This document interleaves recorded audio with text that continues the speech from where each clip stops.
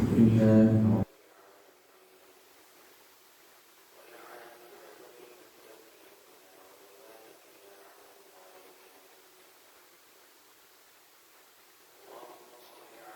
سيدنا محمد وعلى آل سيدنا محمد كلما ذكره الذاكرون وغفل عن ذكره الغافلون لا يعتقد في ظهورك الله جيدا.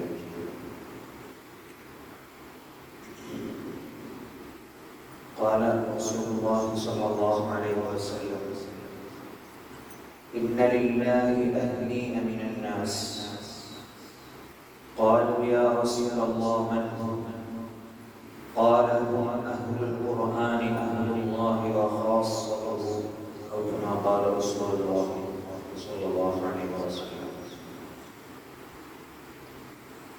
മഹാനായ ഇമാം Nasai report ചെയ്യുന്ന ഹദീസ് അനസ് റളിയല്ലാഹു തആല അൻഹുവിനെ തൊട്ട് മഹാനായ റസൂലുള്ളാഹി സ്വല്ലല്ലാഹു അലൈഹി വസല്ലം തങ്ങൾ പറഞ്ഞതായി അനസ് റളിയല്ലാഹു അൻഹു പറയുന്നു: ഇന്ന ലില്ലാഹി അഹ്ലീന മിനൻ നാസ്. ജനങ്ങളിൽ അല്ലാഹുവിന് അവന്റെ സ്വന്തം ആളുകൾ, അല്ലാഹുവിന് ഇഷ്ടപ്പെട്ട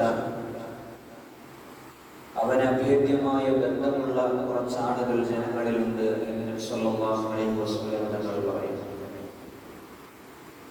സ്വഹാബത്ത് ചോദിച്ചു: യാ റസൂലല്ലാഹ് മൻ ഹും? അല്ലാഹുവിന്റെ റസൂൽ സല്ലല്ലാഹു അലൈഹി വസല്ലം, ആരാണ് അല്ലാഹുവിന്റെ അഹലുകാർ? അല്ലാഹുവിന് വേണ്ടപ്പെട്ട ആളുകൾ ആരാണ്?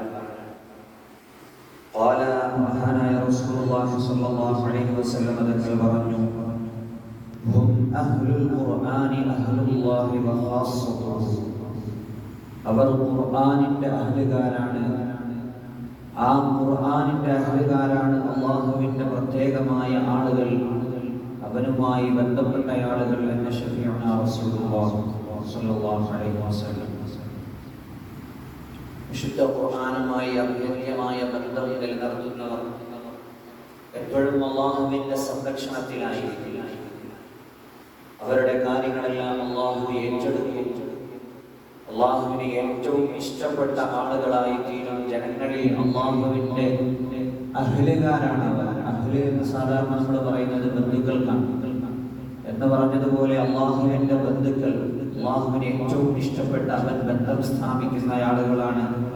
വിശുദ്ധ ഖുർആനുമായി എപ്പോഴും ഇടപഴകുകയും അതിനെ പാരായണം ചെയ്യുകയും അതിനെ നെഞ്ചോട് ചേർത്ത് വെക്കുകയും ചെയ്യുന്ന ആളുകൾ എന്ന മഹാനായ ശഫീഉനാ റസൂലുള്ളാഹി സ്വല്ലല്ലാഹു അലൈഹി വസല്ലം തങ്ങൾ നമുക്ക് പഠിപ്പിച്ചു തരികയാണ്.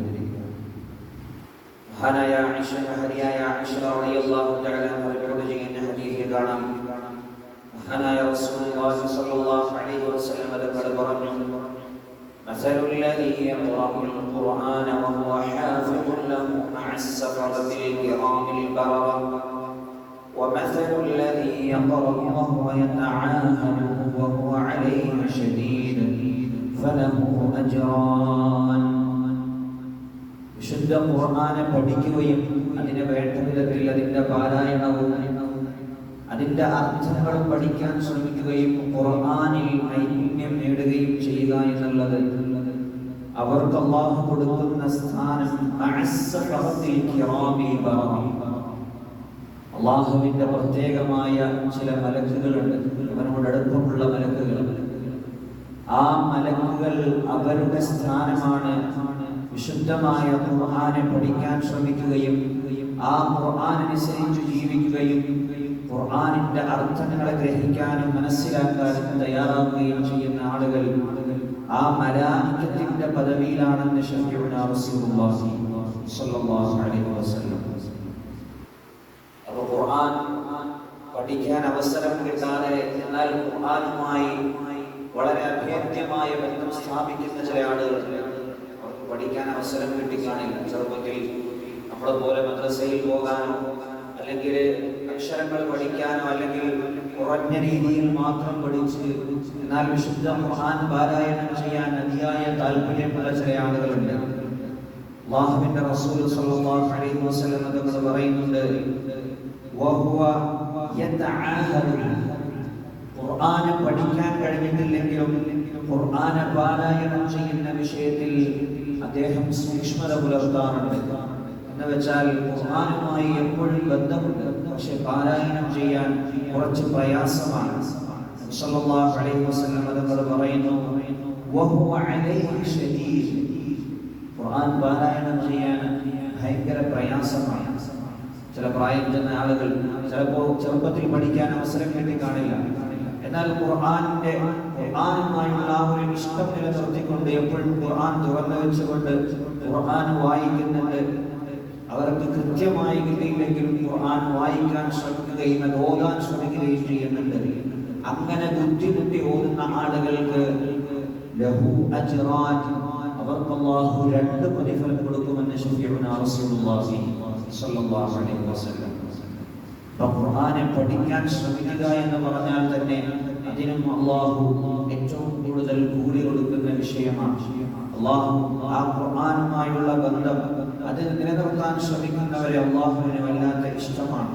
മാത്രമല്ല ആ ഖുർആൻ പഠിക്കാൻ ശ്രമിച്ച ആളുകൾ അതിന്റെ അർത്ഥസഹിതം അതിനെ ഗ്രഹിക്കാനും അതിലുള്ള വിഷയങ്ങളെ അമൽ ചെയ്യാനും ശ്രമിക്കുന്ന ആളുകൾക്ക് അല്ലാഹു കൊടുക്കുന്നത് മലക്കുകളുടെ സ്ഥാനമാണെന്ന് ശഫീഉനാ റസൂലുള്ളാഹി സ്വല്ലല്ലാഹു അലൈഹി വസല്ലം ഒരു കഥ പറഞ്ഞു കേട്ടിട്ടുണ്ട്. നോർത്ത് ഇന്ത്യയിൽ നടന്ന സംഭവമാണ്.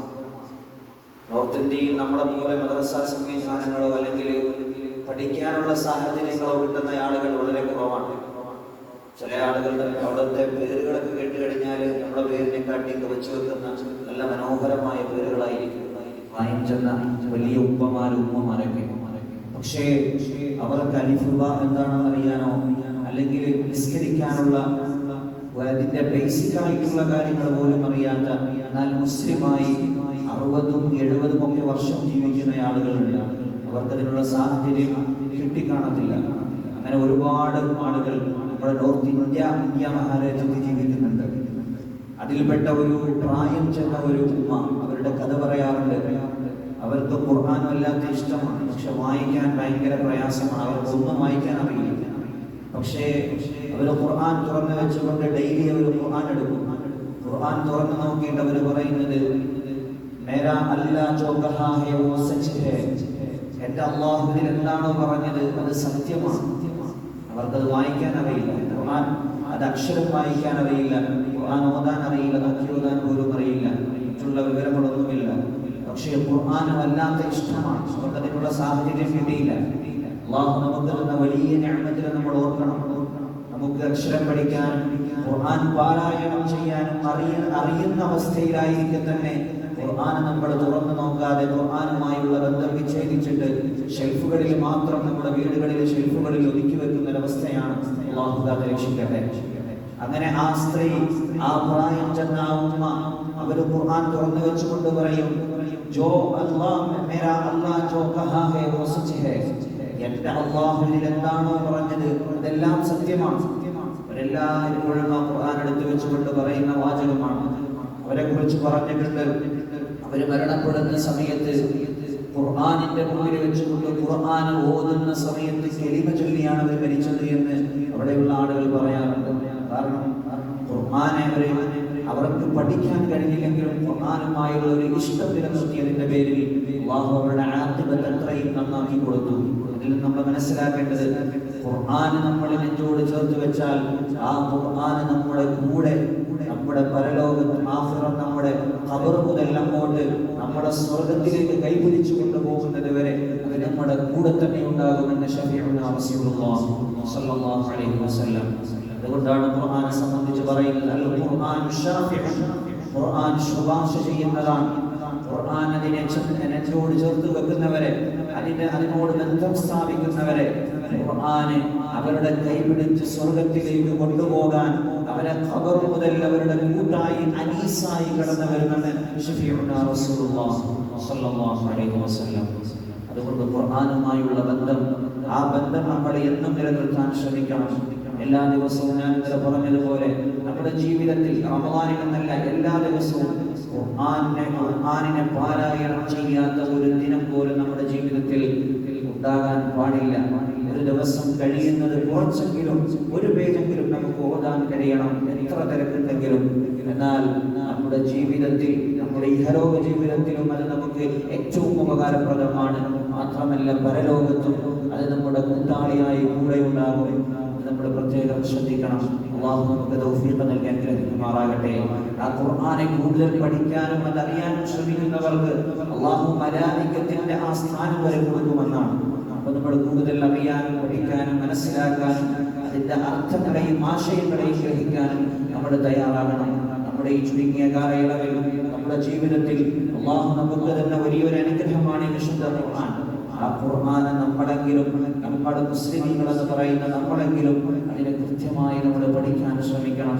നമ്മുടെ സാധാരണ ഓതുന്ന ചെറിയ സൂറത്തുകളെങ്കിലും, അല്ലെങ്കിൽ നിത്യമായി ദിവസം പാരായണം ചെയ്യുന്ന സൂറത്തുൽ മുൽക്ക്, വാഖിഅ, യാസീൻ, അതിന്റെ അർത്ഥമെങ്കിലും നമ്മൾ അറിഞ്ഞിട്ട് അതെങ്കിലും നമ്മുടെ അർത്ഥം മനസ്സിലാക്കാനും ഗ്രഹിക്കാനും ആ അർത്ഥം അറിഞ്ഞുകൊണ്ട് പാരായണം ചെയ്യാനും ശ്രമിക്കണം. അല്ലാഹു നമുക്ക് തൗഫീഖ് നൽകി അനുഗ്രഹിക്കുമാറാകട്ടെ. അല്ലാഹു വിശുദ്ധ ഖുർആനും റമളാനും അനുകൂലമായി സാക്ഷി നിൽക്കുന്നവരുടെ കൂട്ടത്തിൽ അല്ലാഹു നമ്മെ നമ്മുടെ അധികാരികൾ ഉൾപ്പെടുത്തി അനുഗ്രഹിക്കുമാറാകട്ടെ. ഖുർആനെ നാളെ ശുപാർശകരായി കടന്നു വരുന്നവരുടെ മഹാഭാഗ്യവാന്മാരുടെ കൂട്ടത്തിൽ അല്ലാഹു നമ്മെ ഉൾപ്പെടുത്തി അനുഗ്രഹിക്കുമാറാകട്ടെ. വആഖിറു ദഅ്വാനാ അൽഹംദുലില്ലാഹി റബ്ബിൽ ആലമീൻ. അസ്സലാമു അലൈക്കും വറഹ്മത്തുള്ളാഹി